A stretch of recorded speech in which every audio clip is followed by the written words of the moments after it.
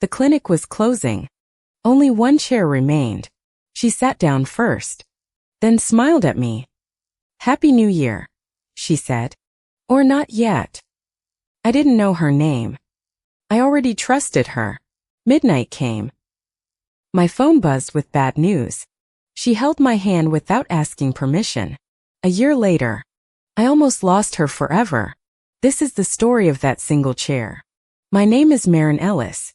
I work nights as a nurse at a Chicago urgent care clinic, patching up strangers while the city celebrates without me. That New Year's Eve started ordinary tired feet, cold coffee, a waiting room full of strangers, until an empty chair became the only seat left. She walked in holding her ribs, wincing, apologizing to the receptionist for coming so late. I looked up from my clipboard and forgot what I was doing. "There's only one chair," the receptionist said, pointing between us. Josie laughed and patted the seat beside her. "Guess we're sharing," she said. Her name was Josie Calloway. She smelled like peppermint and rain. I sat close enough to feel the warmth radiating off her coat. We talked about nothing, the flickering fluorescent light, the muted countdown on the waiting room television, her sprained wrist from ice skating. I told her I hated New Year's Eve. Always working. Always alone. She said she used to feel that way too. Before tonight. Something about her laugh made the hours feel shorter. I kept glancing at the clock, hoping the wait would somehow stretch longer. When my supervisor called my name, Josie squeezed my hand. "Go be a hero," she said. I didn't want to leave that chair. I treated 3 patients that hour.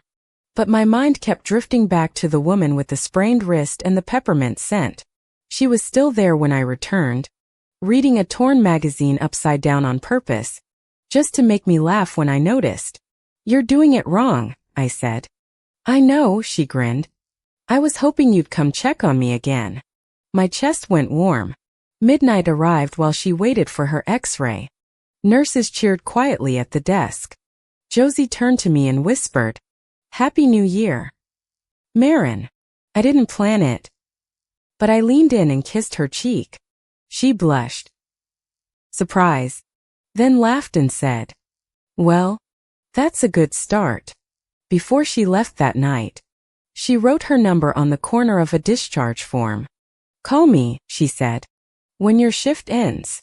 I called her the next morning, nervous, rehearsing what to say. She picked up on the first ring and said, "I was hoping it was you." Our first real date was a diner near the lake, coffee that tasted burnt, and conversation that never once ran dry between us. Josie worked as an elementary school art teacher. She talked about her students with the same warmth she'd shown me in that clinic chair. I told her about nursing school, about the exhaustion, about why I chose a career built on other people's worst nights. She admitted she'd noticed me before that night, at a coffee shop near the hospital, months earlier, but never found the courage to speak. That confession rattled something loose in my chest. I realized I'd been waiting for her longer than I understood. We started meeting for lunch on my breaks. Her sketchbook always tucked under one arm, full of doodles she said were inspired by strangers. One afternoon she drew me without asking, capturing the tired circles under my eyes like they were something worth keeping. I kept that drawing folded in my scrub pocket for weeks, taking it out during slow shifts just to remember her hands moving. She introduced me to her best friend, Delaney, who studied me carefully before finally smiling and saying, "Okay, I approve." I told her about my mother, carefully, the way you test ice before stepping onto a frozen lake, thin, uncertain, dangerous. My mother and I hadn't spoken in 2 years, not since I came out to her over a strained Thanksgiving dinner. Josie didn't flinch at that story. She just took my hand and said, "You don't have to explain that part yet." Her patience surprised me. Most people wanted answers immediately. She let my history unfold at whatever pace felt survivable. We spent a Sunday walking along the lakefront, the wind sharp, our fingers laced together inside her coat pocket for warmth. She told me about her father, Reverend Thomas Calloway, pastor of a large church downtown, respected, strict, unyielding in his convictions. A flicker of worry crossed her face when she said his name, though she quickly smiled and changed the subject. I noticed it. Filed it away. The way you notice a crack in a windshield you hope will never spread further. Weeks passed in a blur of shared dinners, borrowed sweaters, and inside jokes that made no sense to anyone else. She started leaving little notes in my bag before my shifts, silly drawings, encouraging words, reminders that someone was thinking of me. I began looking forward to nights, not dreading them, because they always ended with a text from her waiting on my phone. One evening she cooked dinner in her cramped apartment, burned the garlic bread, and laughed so hard she cried about it. I've never wanted someone to see me fail at cooking before, she said. Usually I just order takeout and pretend. I told her that was the moment I knew this was different. She let me see her imperfect, unguarded, entirely herself. She met my coworkers at the clinic Christmas party, charming even the grumpiest doctor, remembering everyone's names by the end of the night. Delaney pulled me aside and said, "She hasn't looked at anyone like this since college." I didn't ask what happened in college. Our first "I love you" came quietly, at 2 a.m, after a 12-hour shift, whispered before either of us could overthink it.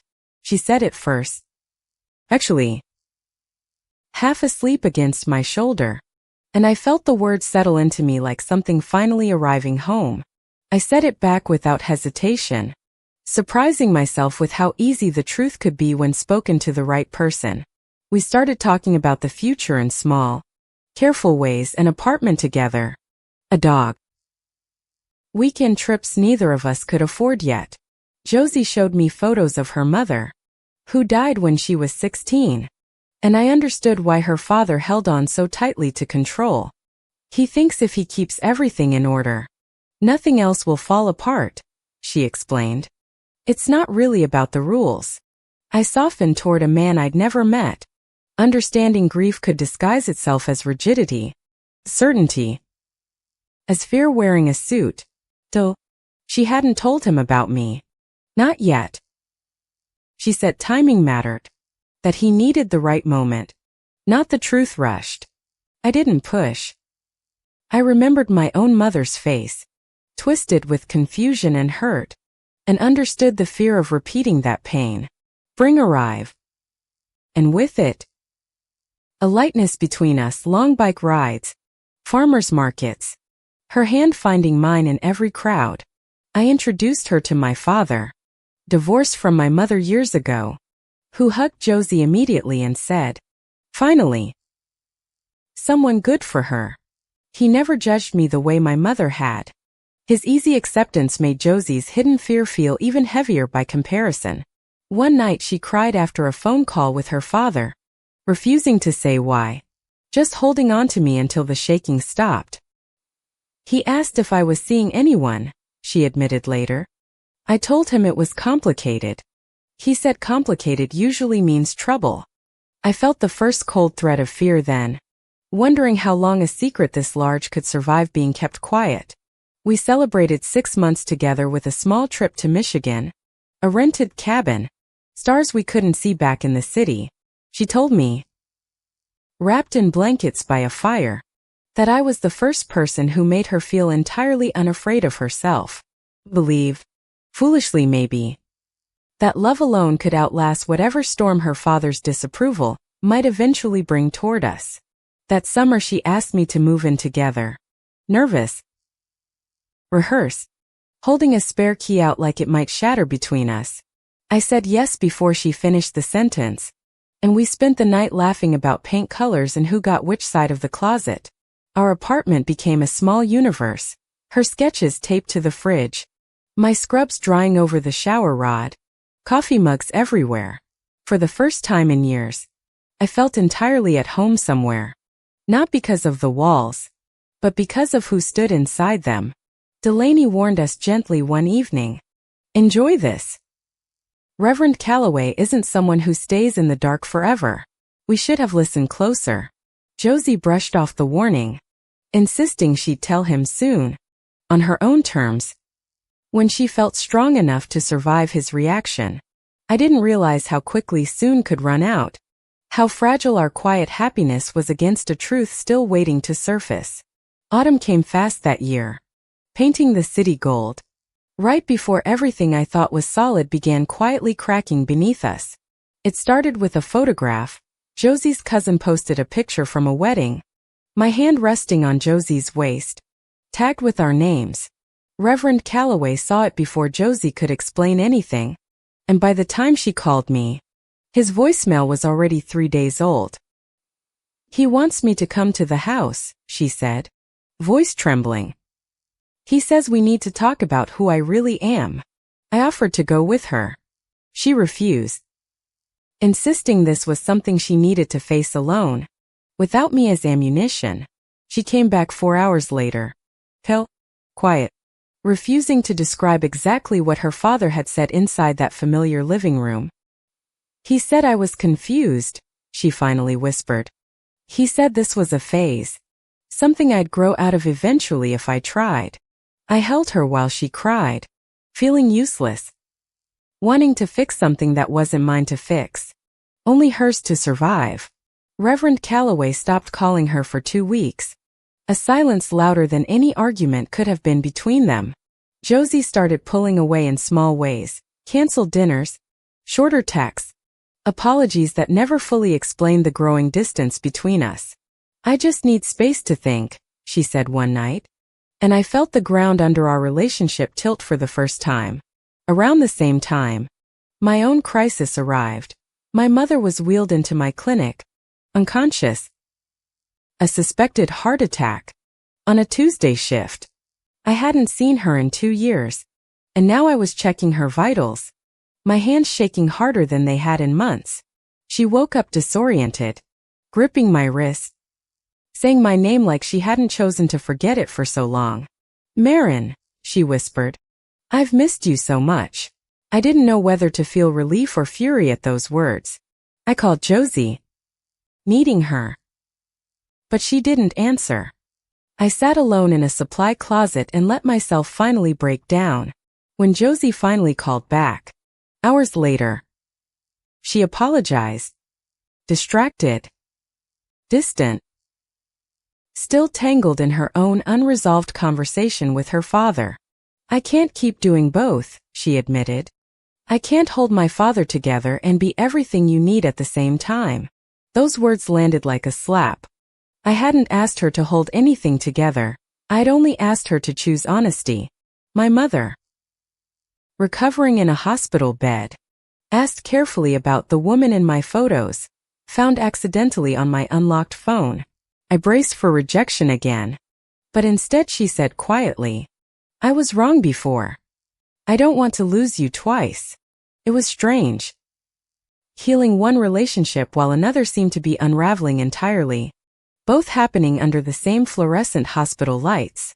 Josie visited my mother once, awkward and formal, clearly carrying the weight of her own father's rejection into that hospital room. My mother thanked her for taking care of me, and Josie's eyes filled with tears. She quickly blinked away, unexplained. That night Josie confessed something new. Her mother, who died when she was 16, had once loved a woman before marrying her father. "He found letters after she died," Josie said. "He spent years terrified I'd become the woman he blamed for confusing her." Suddenly his rigid fear made a different kind of sense, not simple prejudice, but grief twisted into something protective and cruel. I felt sympathy for a man who had hurt the woman I loved, an uncomfortable, complicated feeling I didn't fully know how to hold. Josie said she needed to confront him fully, to demand the truth about her mother, before she could decide anything about us. I told her I'd wait, though something in my chest already feared how long waiting might actually stretch this time. At work, a colleague noticed Josie's visits and mentioned them loudly at the nurse's station, careless about who might overhear the comment. A patient's family member complained to my supervisor. "Uncomfortable," they said. with that kind of relationship being visible near their father's care. My supervisor defended me firmly, but the complaint still stung. Another reminder that acceptance wasn't universal, even in places meant for healing. I didn't tell Josie about it. She already carried enough weight without adding my own quiet humiliation onto her shoulders. Delaney called me, worried, saying Josie had barely spoken to her all week, locked inside some private storm I couldn't fully see. I started to wonder if loving her meant slowly disappearing myself, becoming smaller so her family conflict had room to breathe.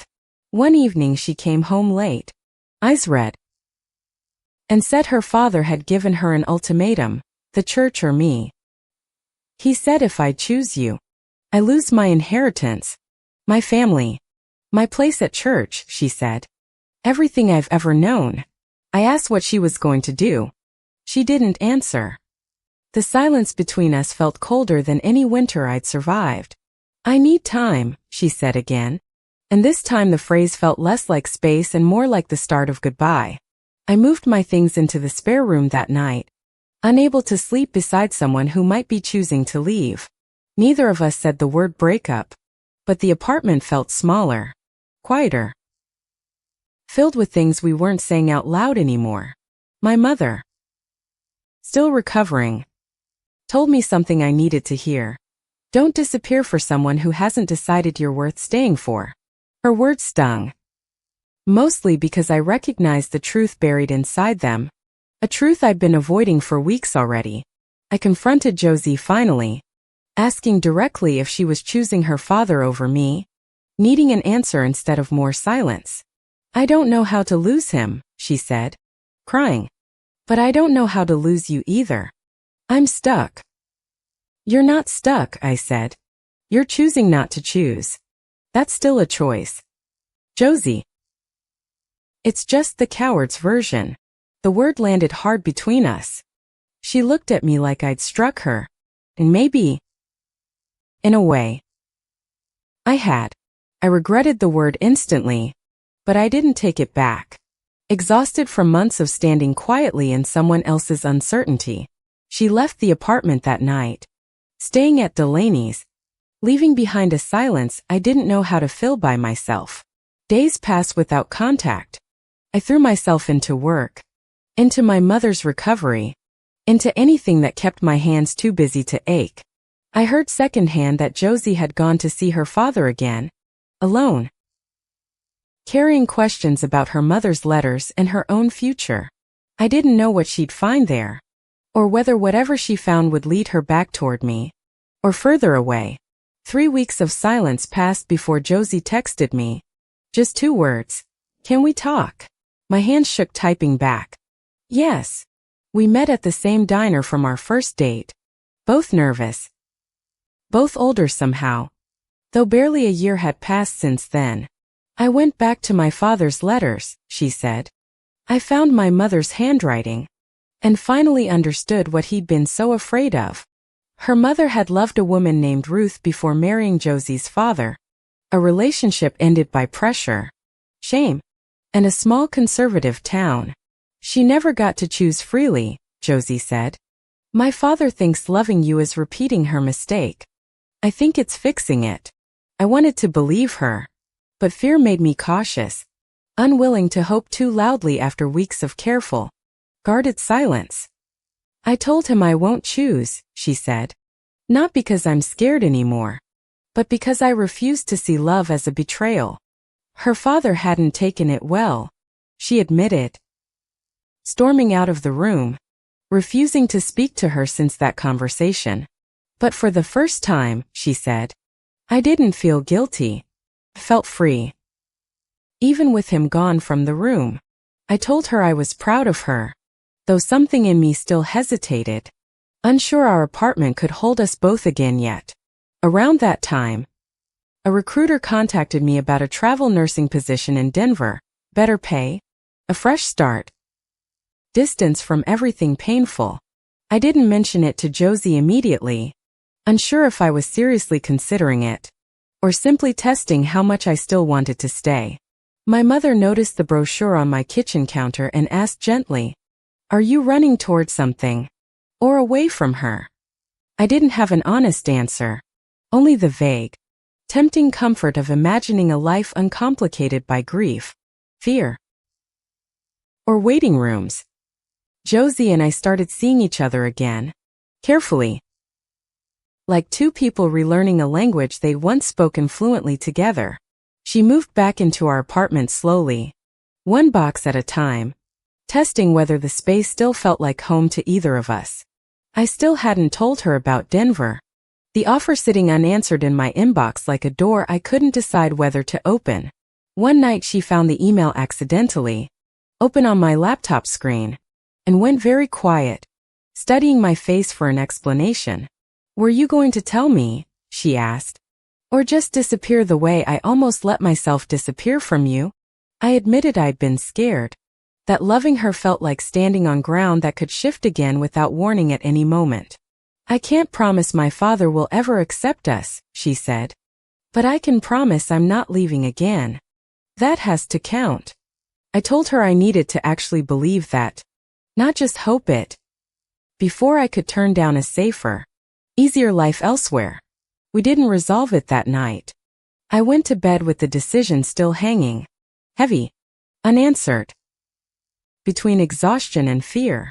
The next week, Reverend Calloway showed up unannounced at my clinic, asking to speak with me directly, without Josie present.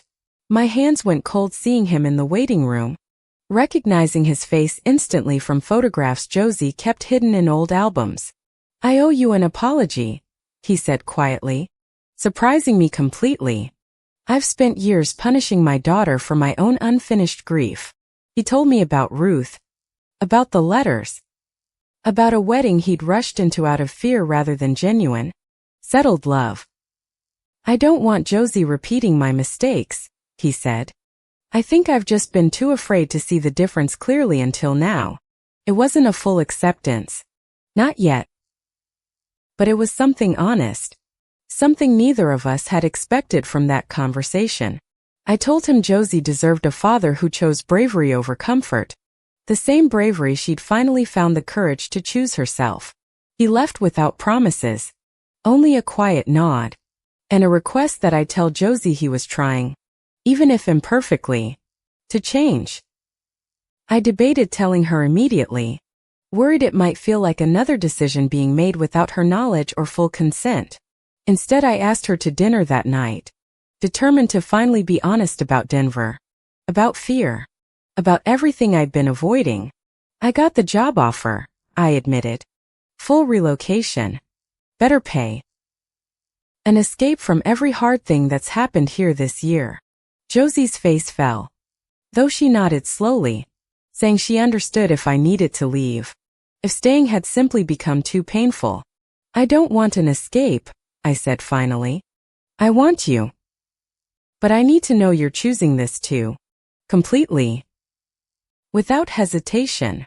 I told her about her father's visit then, watching surprise, then disbelief, then cautious hope move quickly across her face. He came to you? She asked, stunned. He's never once come looking for anyone. Not even after my mother died. That small detail seemed to matter more to her than anything else. His willingness to move, however small, however late, toward change. She called him that night, voice shaking, and for the first time in months, their conversation lasted longer than 5 careful minutes. I gave them privacy, walking to the corner store for coffee we didn't need, giving space for whatever healing might be starting. When I returned, she was crying, but smiling too, saying he'd agreed to meet for coffee, just the two of them, that weekend. It wasn't forgiveness yet, not fully. But it was a door cracked open after being sealed shut for over a year. I turned down the Denver offer 2 days later, choosing uncertainty here over comfort somewhere else, choosing her over easier answers. You're staying? She asked. Disbelief and hope tangled together in her voice. Yes, I said. I already chose. I just needed courage. We spent that weekend rebuilding quietly, painting the spare room, planting herbs on the balcony, laughing again in ways that felt unforced. Reverend Calloway's coffee meeting with Josie went better than either of us expected. Careful. Imperfect. But genuinely. Cautiously hopeful. He didn't mention me by name. Not yet. But he asked about her life. Her students. Her happiness. Without judgment attached. Small progress, Josie said. Was still progress. I agreed. Remembering how far my own mother and I had traveled from silence. December arrived quickly. The anniversary of that first night approaching. The same clinic. The same chairs. The same flickering fluorescent lights. Josie suggested we spend New Year's Eve exactly where we started. Sitting in that same waiting room. Just to remember how far we'd come. I agreed. Though I had a plan of my own for that night. Something I'd been carrying quietly in my coat pocket for weeks. New Year's Eve returned. Cold and bright. The clinic decorated with the same tired tinsel from the year before. Familiar and strange. We sat together in the same two chairs. Laughing about how much had changed since that first accidental, life-altering evening. Around 11. My supervisor called me away for a minor emergency. And I promised Josie I'd be back before midnight. No matter what. The patient was routine. Easily handled. But my hands trembled anyway. Distracted by the small velvet box hidden in my locker. I'd bought the ring 3 weeks earlier. Panicking in a jewelry store. Unsure if a year was too soon or exactly right. My mother. When I told her. Cried and said. A year ago I didn't even know her name. Now I can't imagine you without her.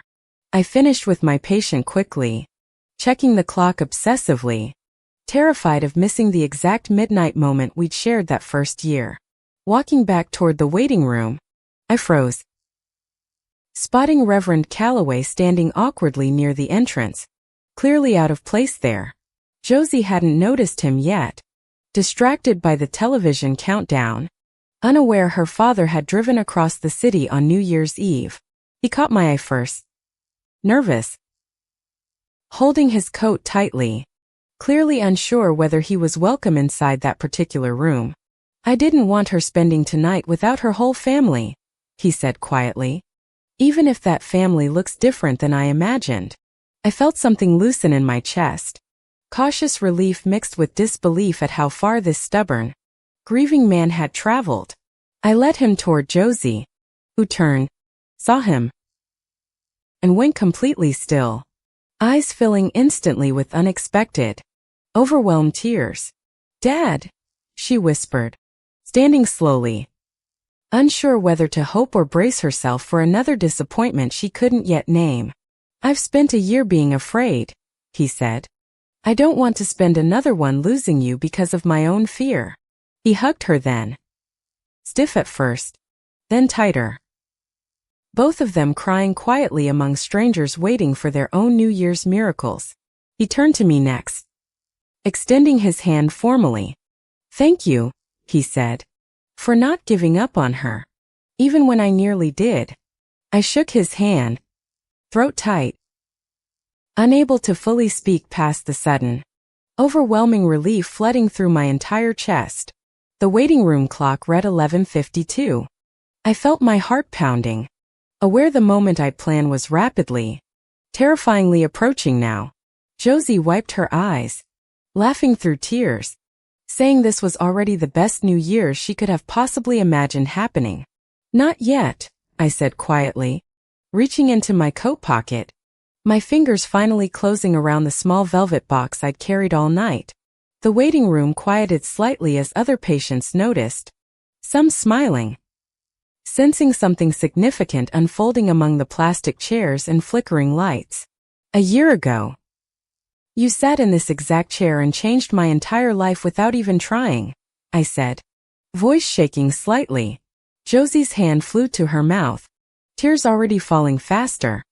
Her father standing beside her, silent, watching with unexpected, gentle patience.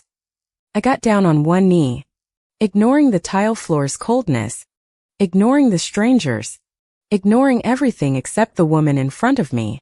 Josie Calloway. Will you marry me? Will you keep sharing every heart? Ordinary, beautiful chair life gives us from now on. For one terrifying second, she said nothing, hand pressed against her mouth, eyes wide, overwhelmed by the sudden weight of the moment. Then she laughed, nodded, and said, "Yes. Yes. Of course yes," pulling me up before I'd even finished sliding the ring on. The waiting room erupted into applause. Strangers cheering for two women they'd never met, united briefly by something undeniably, universally joyful. Reverend Calloway wiped his eyes openly, no longer hiding the emotion, clapping alongside strangers celebrating his daughter's unexpected, overwhelming happiness. The clinic television flashed to the countdown, numbers falling rapidly toward midnight. The whole room suddenly breathless, waiting together for 0, 10, 9, 8. Strangers chanted, and Josie grabbed my hand tightly. Tears and laughter tangled together across her flushed, glowing face. 7, 6, 5. Her father joined the countdown too, voice unsteady but present, fully, finally present for his daughter's real life. 4, 3, 2. I pulled Josie closer, forehead against hers, remembering the first accidental kiss on her cheek exactly 1 year earlier. 1. The room shouted, and fireworks distantly echoed outside as I kissed her properly, fully, without hesitation, without fear, without hiding. Confetti someone had smuggled into the waiting room drifted down over plastic chairs, over strangers, over a father finally choosing love. My mother called minutes later, and through the phone I heard her crying happy tears, already asking about wedding dates and dresses. Reverend Calloway hugged me too, briefly, awkwardly, murmuring, "Welcome to the family," words I never expected to hear from him. Outside, snow began falling gently over the city, over a year that started in grief and ended somewhere entirely, unexpectedly whole. Looking back, I understand now that love isn't found in perfect moments, but in people brave enough to keep choosing each other anyway. We still visit that clinic every New Year's Eve, sitting in the same 2 chairs, grateful for the seat that started everything. Van D.